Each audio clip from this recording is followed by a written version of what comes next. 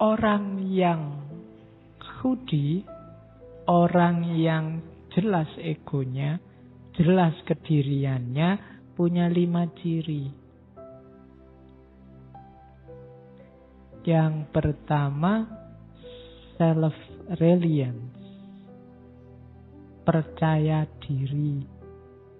Yang kedua, self-respect, menghargai diri. Yang ketiga, self-confidence, yakin pada dirinya sendiri. Yang keempat, self-preservation, menjaga diri. Karena dia yakin benar, ya dia self-preservation. Dan yang kelima, self-assertion, menegaskan diri. Jadi orang yang tegas identitasnya itu biasanya percaya diri. Saya sering bilang di antara cirinya orang yang percaya diri itu tidak cerewet nyari kesalahannya orang lain. Dia sudah yakin dirinya benar. Dan tidak butuh bukti bahwa yang lain salah, baru jelas aku benar. Karena dia sendiri sudah mengaku yang benar ya menurutku yang gini ini ya sudah. Biasanya yang masih nyari-nyari salahnya yang lain itu masih belum yakin benar dengan miliknya. Dia butuh diyakinkan dengan, loh itu loh salah, berarti yang benar ini. Tidak percaya diri. Jadi buktikan bahwa kamu percaya diri dengan kebenaranmu. Jadi karena kamu percaya dengan kebenaranmu, kamu tidak butuh untuk menilai salahnya orang lain. Tidak usil dengan benar salahnya orang lain. Karena ya aku yang benar. Tidak perlu aku usil, menurutku yang lain ya tidak pas. Sudah. Tapi kalau kamu masih cerewet dengan miliknya orang lain, itu menunjukkan sebenarnya kamu tidak pede dengan kebenaranmu sendiri. Maka orang yang beratribut khudi itu percaya diri. Tidak gampang dipengaruhi. Yang kedua, menghargai dirinya sendiri. Tidak memandang rendah dirinya dan tidak merendah-rendahkan orang lain. Dia melihat dirinya berharga tanpa harus merendahkan yang lain. Justru ketika dia merendahkan yang lain, menunjukkan dirinya sendiri rendah. Jadi self-respect, hargai dirimu. Ya menghargai diri itu jangan sampai keluar yang jelek-jelek dari dirimu, dari mulutmu, dari perbuatanmu, bahkan dari hatimu. Itu menghargai diri. Kalau menghargai diri aja tidak bisa, ya menghargai orang lain susah. Itu cirinya orang yang ego. Yang ketiga, yakin. Ini lebih mantap dari percaya. Confidence. Biasanya kalau bahasa Indonesia ini dilawankan dengan minder. Dalam banyak hal mungkin kalian bisa, tapi tidak ada gunanya kebisaanmu itu karena kamu tidak punya self-confidence. Tidak yakin dengan dirimu sendiri. Apa iya Pak saya bisa? Nah, itu pertanyaan paling berbahaya. Karena dengan itu menunjukkan kamu tidak yakin dengan kemampuanmu sendiri. Mending kamu yakin terus gagal daripada kamu nggak gerak-gerak karena selalu tanya, apa iya saya bisa? Mending kamu nulis saja dan hasilnya jelek daripada kamu mikir, apa bisa Pak saya nulis yang bagus ya? Apa bisa saya? Ya wis, nggak jadi-jadi, nggak jalan-jalan. Self-confident. Percayalah dirimu bisa. Kalau nggak bisa, akan kelihatan kelemahanmu di mana dan diperbaiki. Tapi kalau kamu nggak ngapa-ngapain, ya sudah. Kayak kamu nulis tesis, apa skripsi, apa disertasi. Itu kalau kamu kesuwen mikirnya, ini bisa nggak ya aku bahas tema ini ya? Jangan-jangan nanti bukunya susah. Jangan-jangan nanti ya nggak jalan-jalan. Maju aja. Nanti kalau ada salahnya di mana kan ada yang baca, kan ada yang bimbing, kan ada yang nguji meluruskan. Nah, nanti kalau nggak ketahuan Pak, jeleknya di mana? Alhamdulillah. Ya, bisa lulusnya lebih cepat. Jadi yakinlah pada dirimu. Itu menunjukkan egomu mantap. Yang keempat, self-preservation. Karena kamu yakin dirimu bisa, maka ya kamu menjaga dirimu. Tidak menyia-nyiakan bakatmu. Tidak membuang-buang kemampuanmu. Tidak menghabis-habiskan energimu untuk yang tidak penting. Itu namanya self-preservation. Yang kelima, self-assertion. Self-assertion itu menegaskan dirinya terus-menerus. Aku bisa. Aku mampu. Aku ini muslim yang baik kok. Aku ini mahasiswa yang rajin kok. Aku ini itu menegaskan diri terus-menerus. Cirinya itu. Kalau kita tidak punya 5 ini, kita tidak akan jadi sesuatu. Kalau ada yang ingin jadi artis, ya harus yakin bahwa kamu bisa jadi artis. Meskipun figuran, bagian dipukuli, bagian ditendangi, tapi bisa. Jangan khawatir. Kalau ada yang ingin jadi ustadz, kamu bisa jadi ustadz. Meskipun mungkin di awalnya masih grogi, keliru-keliru, tidak apa-apa. Lama-lama lanyah, lama-lama lancar. Kalau ada yang ingin jadi dosen, pasti bisa. Meskipun awalnya grogi. Itu namanya ego. Bentuklah, kuncinya di dirimu, bukan di yang lain. 5 ini kan kuncinya dalam diri kita semua. Oke, tujuannya kemana sih Pak? Kok bangun ego yang semacam itu? Tujuannya apa? Ya biar kita jadi sesuatu kalau bahasanya Iqbal. Kalau kita pribadinya sudah mantap, tinggal diarahkan. Kalau kitanya sendiri pribadinya masih labil, dibentuk apa aja tidak bisa. Jadi ego itu dimantapkan untuk menjadi sesuatu. Wes, kamu ingin jadi apa? Kalau egomu kuat, pasti bisa. Tapi kalau kamu labil, ya susah menggapai targetmu, menggapai cita-citamu. Jadi tujuannya ego, kata Iqbal, bukan to see something, tapi to be something. Menjadi sesuatu. Bukan untuk memahami sesuatu, apa untuk melihat sesuatu. Karena to be something, menjadi sesuatu, maka prosesnya evolutif terus. Evolutif itu kayak tadi pengen jadi ustadz. Pertama groginya 90%. Besok tinggal 80, besoknya lagi tinggal 70, besoknya lagi 60. Lama-lama ngomongnya lancar. Mungkin ada yang tanya, Pak Faiz kok ngomongin ya bisa terus. Loh ya kalau keseringan. Salahmu sendiri disuruh ngomong terus tiap malam Kamis. Awalnya ya rodok mikir-mikir nyari bahan. Lama-lama lancar. Kenapa? Sudah jadi habit. Wis biasanya ngono, wis tenang aja lah. Baca dikit-dikit gak apa-apa.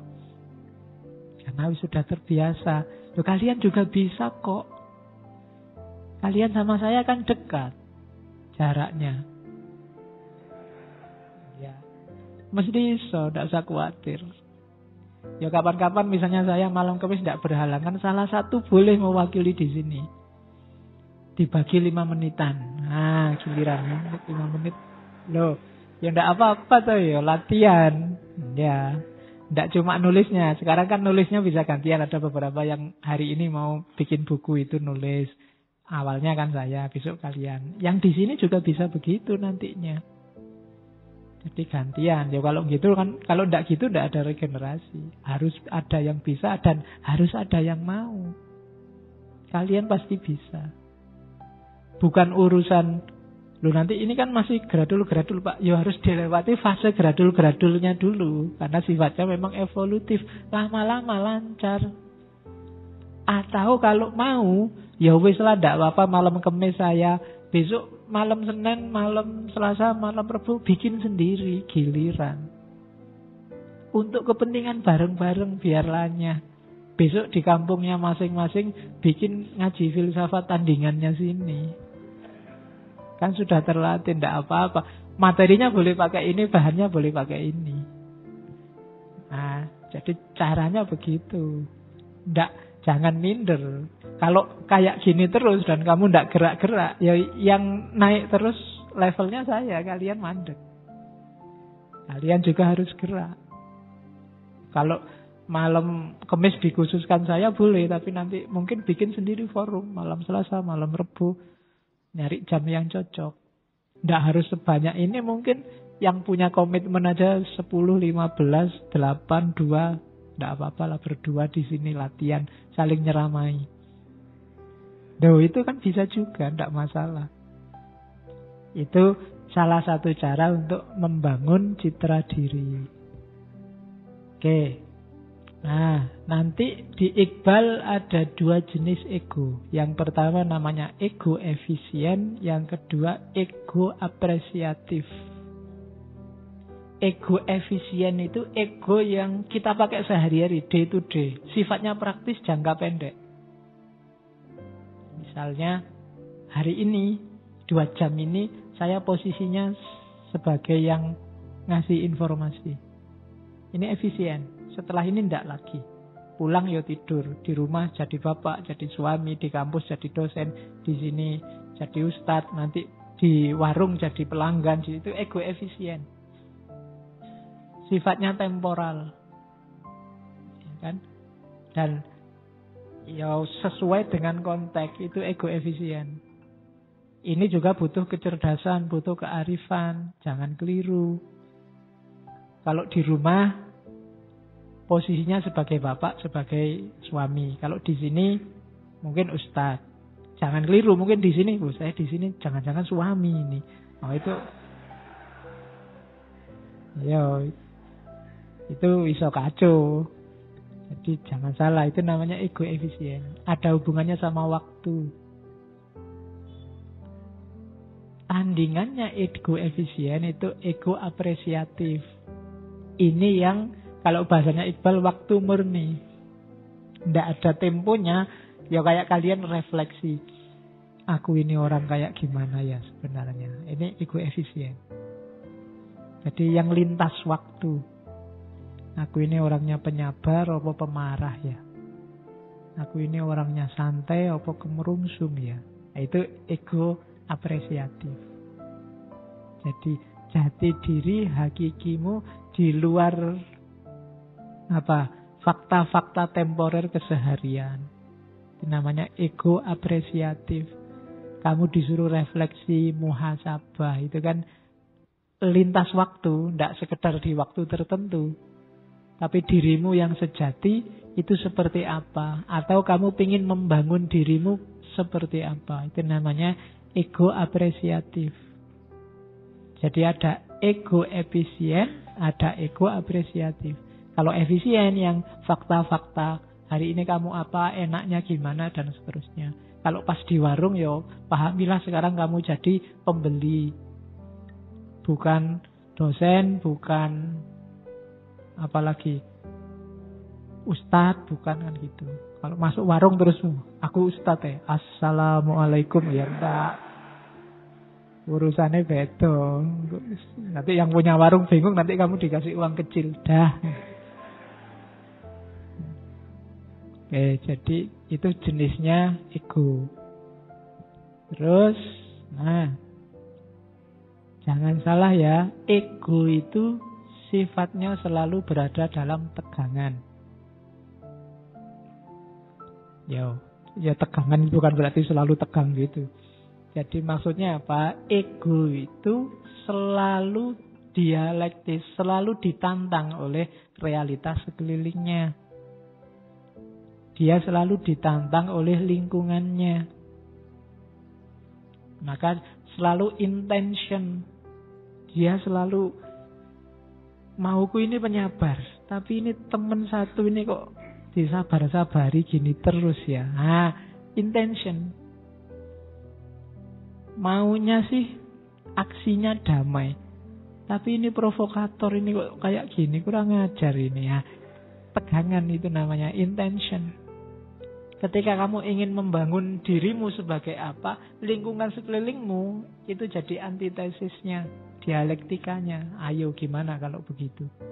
Maunya kamu rajin sholat malam, tapi begitu mau sholat siaran langsung sepak bola. Mana ini yang didahulukan? Nah, ini kan intention, tegangan. Saya mau rajin belajar, Pak. Tapi temanku sekamar ini ngejak ngobrol, gitaran, ngejak. Piye toh ya, gimana cara? Ini intention. Sifatnya selalu begitu.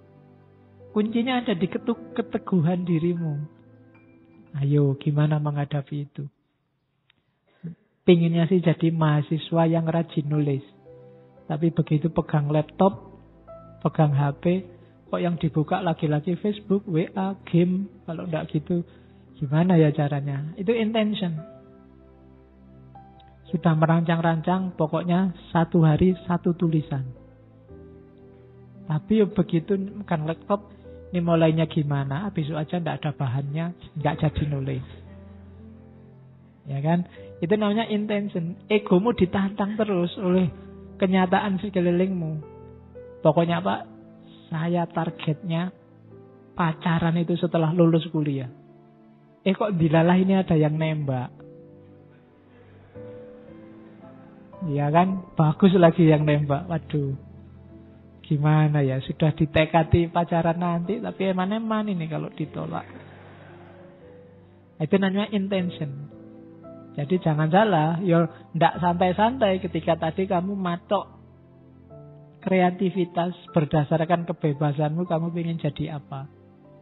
Karena kamu akan berhadapan dengan lingkungan yang dinamis, yang berubah terus. Saya pinginnya jadi sufi, Pak.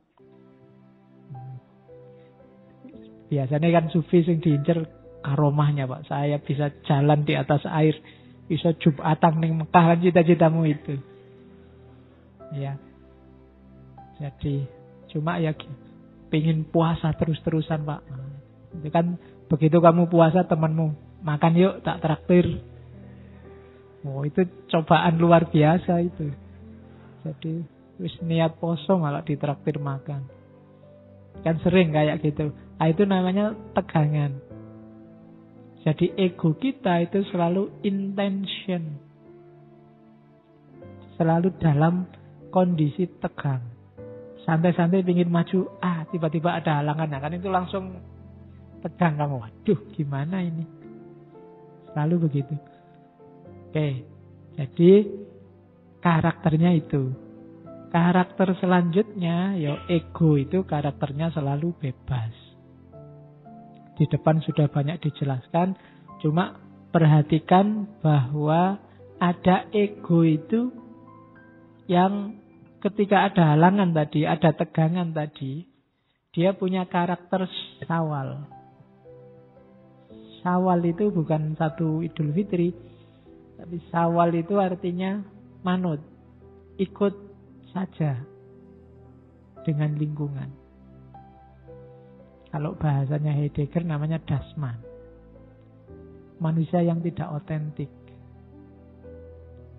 Dirimu sendiri hilang. Kamu tenggelam dalam kerumunan. Itu namanya sawal. Jadi jangan mau begitu, katanya Iqbal. Ya kamu bebas, cuma gunakan kebebasan itu, jangan lari dari kebebasan itu. Karena begitu kamu lari dari kebebasan, kamu jatuhnya ke kerumunan.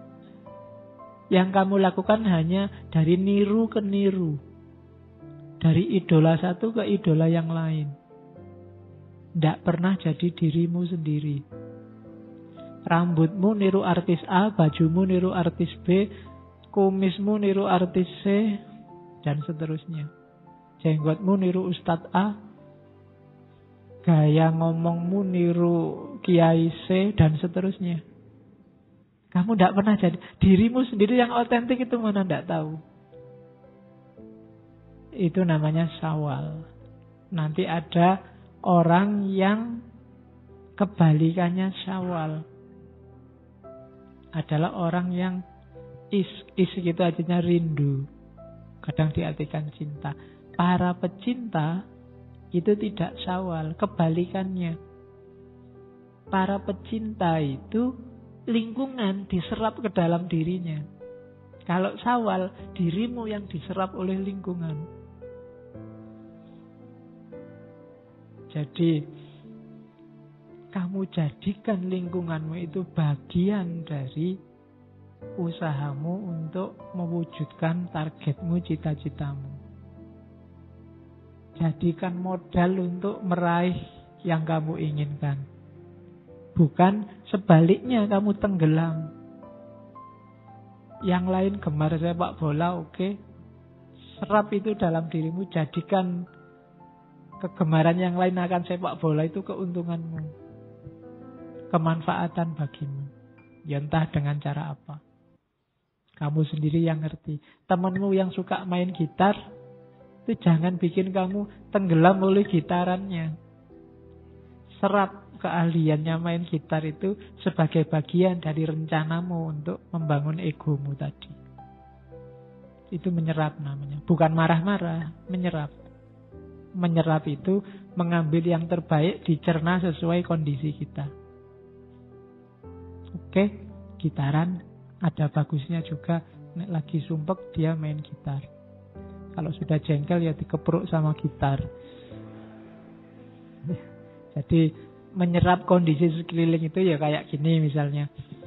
Ada temenmu banyak. Ini kan kadang-kadang jadi penghalang. Tapi jangan dijadiin penghalang. Jadikan dia kekuatan.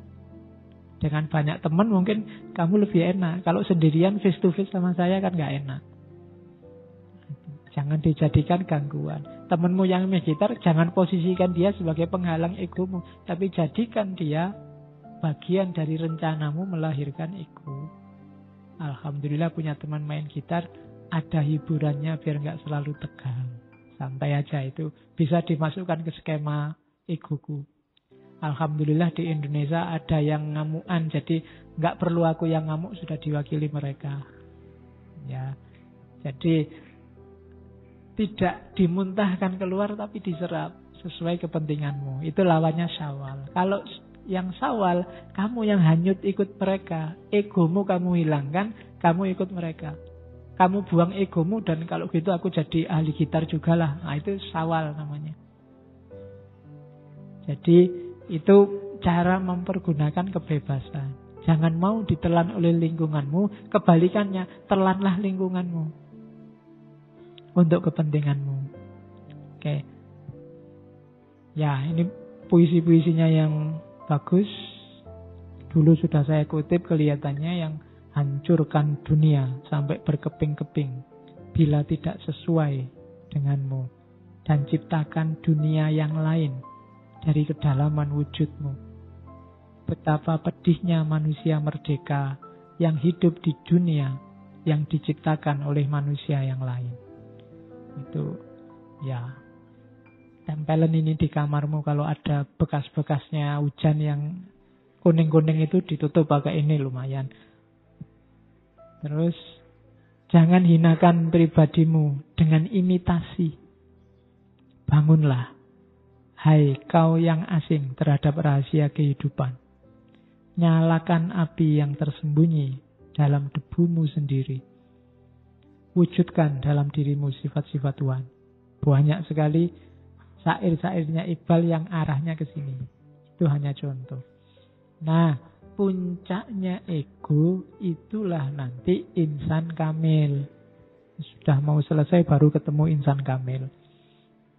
Jadi proses yang di depan tadi muaranya adalah insan kamil. Insan kamil itu puncak tertinggi yang bisa dicapai oleh ego. Penjelasannya panjang, tapi intinya Iqbal ngasih contoh aja. Kayak Nabi Muhammad, insan kamil itu spiritualitasnya memuncak, tapi dia tidak berhenti di Lauhil Mahfud. Dia turun kembali ke bumi. Beda dengan para sufi. Banyak sufi yang mengalami ekstase puncak dan dia tidak kembali lagi ke bumi. Jadi bentuklah egomu, bangun dia sampai bisa naik ke atas, sampai puncak spiritualitasmu, kemudian turun kembali ke muka bumi. Jadi manusia yang bermanfaat.